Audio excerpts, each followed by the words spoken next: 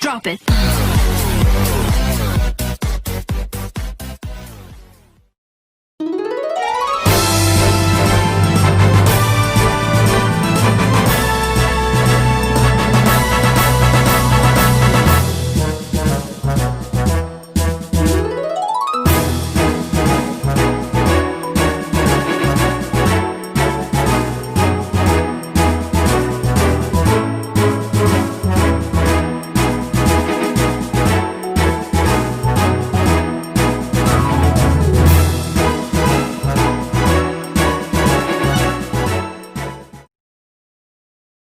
Bismillahirrahmanirrahim. Assalamualaikum warahmatullahi wabarakatuh. Waalaikumsalam warahmatullahi wabarakatuh. Perkenalkan, nama saya Arif Fahmi Yazid. Nah, di sini saya akan melanjutkan materi yaitu sesi ke-12. Nah, tadi di awal sudah dibuka sama Bapak Subhan tentang materi pengertian penelantaran anak.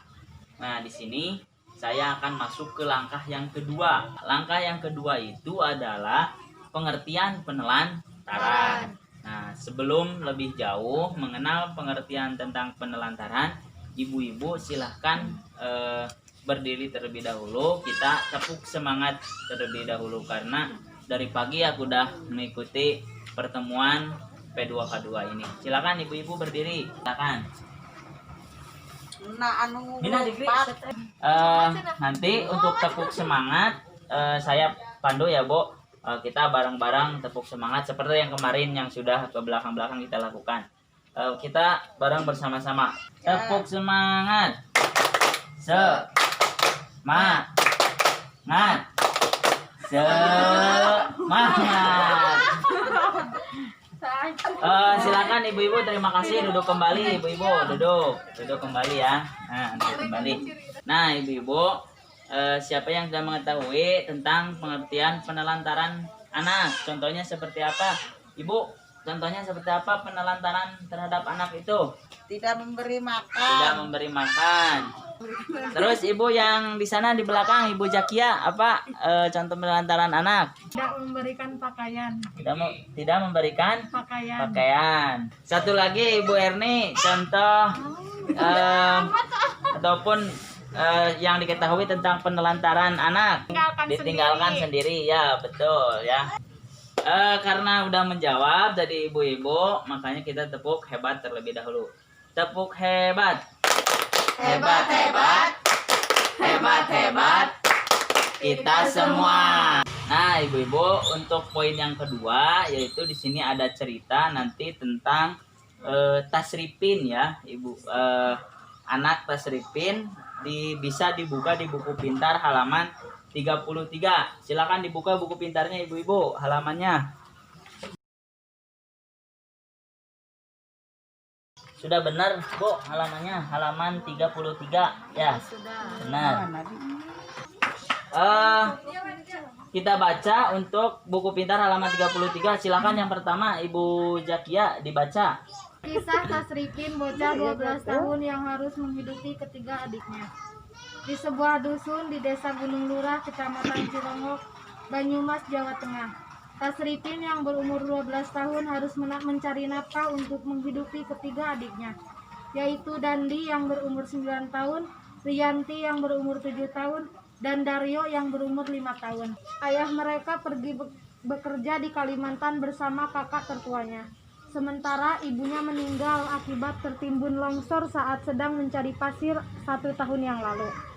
Ketiga adiknya kini sangat mengandalkan Tasripin, yang setiap harinya harus bekerja di sawah dengan mencangkul, membersihkan sisa-sisa padi, serta menanam padi bersama warga desa pada saat masa tanam.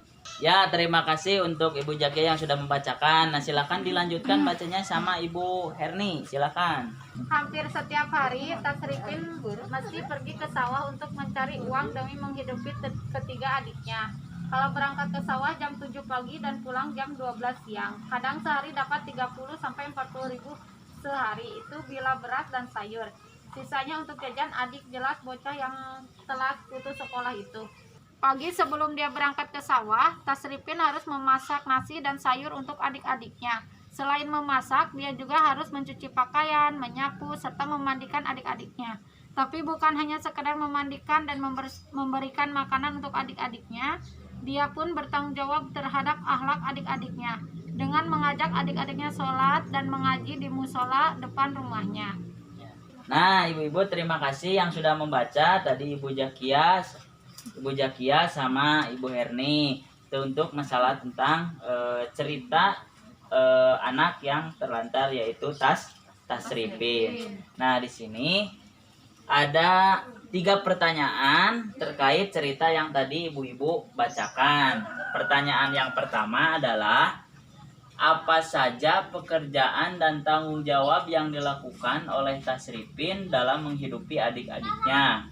Itu yang pertanyaan pertama. Terus pertanyaan yang kedua, apakah yang dilakukan tersebut layak dilakukan oleh anak seusia Tasripin?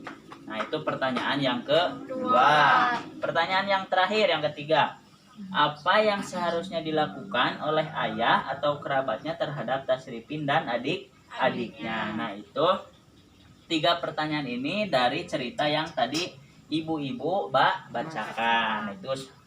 Itu soalnya. Nah, tidak terasa ibu-ibu, pertemuan saya poin dari 1 sampai 3 sudah selesai. Nah, untuk sebelum berakhir, tadi kan soalnya udah dibacakan, sebelum berakhir kita tepuk hak anak terlebih dahulu. Silahkan ibu-ibu berdiri terlebih dahulu. Silahkan berdiri ibu-ibu.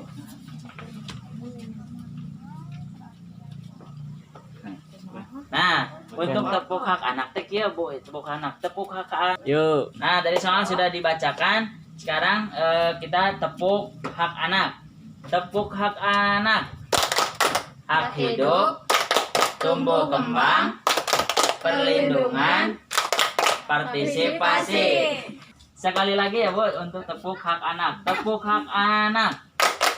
Hak hidup, tumbuh kembang, perlindungan, partisipasi. Ya, terima kasih ibu-ibu, silakan duduk kembali. Nah, itu ibu-ibu, terima kasih. Barusan adalah tepuk hak anak, diingat-ingat. Nah, untuk yang paling terakhir dari saya, ucapkan terima kasih ibu-ibu yang sudah hadir pada P2K2K ini. Untuk yang selanjutnya nanti akan melanjutkan poin selanjutnya, yaitu Bapak Hendrianto.